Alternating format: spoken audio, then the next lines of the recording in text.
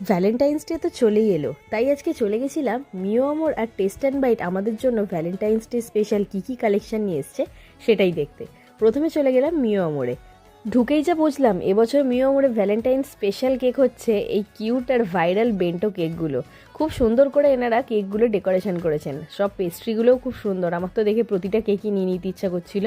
দেখো এই প্যাজেল কেকটা কিন্তু নতুন ভ্যালেন্টাইন্স এডিশন। নিয়েছিলাম আমি দুটো পেস্ট্রি, কি নিয়েছি সেটা তোমাদের সাথে পরের ভিডিওতে অবশ্যই শেয়ার করব।